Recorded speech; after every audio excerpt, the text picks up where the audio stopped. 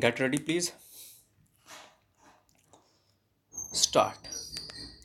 No confidence motion have become such a routine that we are not, at any rate, as such not bothered by their frequency, except that by repeated and unsuccessful use, their utility will be blunted. Though we have been in full power, we have brought this country to a stage where in many states there are government of non-congress nature, either headed by single parties or by coalitions. This in itself a proof that we do not want to cling to power, that we do not want to act undemocratically. The fact is that the Congress party allowed the constitution to work. I am saying allowed because in other countries which have a constitution, there are parties which have adopted other methods and have not functioned like this. This has happened in many countries of the world, and it is an aspect that we cannot ignore. There is a changed situation in India, but it is not a sudden change. We seem to think that because there was an election, a sudden change has come about. This change has been a gradual one.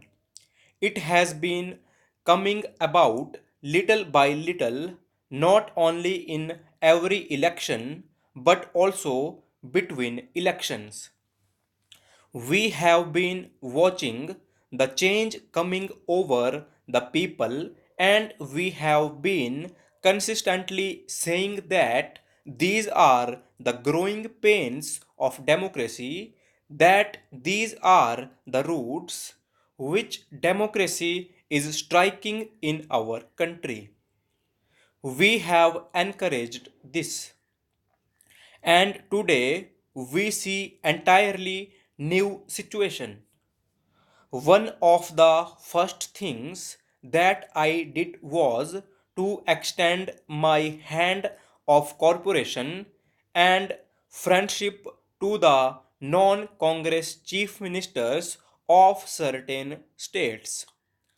I am very happy to say that they respond in a like manner, and they have assured me that we can work together.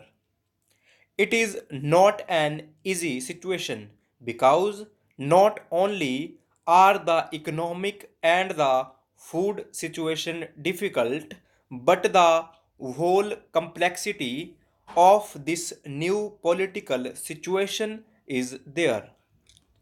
But we will not fail for want of trying. That is the utmost we can say on this issue. So I think it is extremely unfair of members of the opposition to pick out one instance where things have not gone smoothly. Everywhere else, where there are non Congress governments, the transition has been a very smooth and even speedy one. I wish it had been so in Rajasthan and in other states also. This is something which we can do only with the full cooperation of the states. It is something which we must sit down and discuss and formulate a plan which can be carried out and implemented in all parts of the country.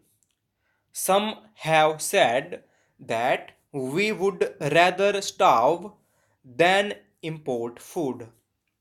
I am afraid I cannot agree with this, and I feel that it is an irresponsible statement to make in the present conditions. When I talked of cooperation with honorable members outside, it was not on small matters of procedure and things like that, although they are important, and if we can work together, it is a good thing. But far more important is to get cooperation in matters of national importance and of life and death for our people. Certainly, food comes in that category. Food and drought relief are the foremost problems for us.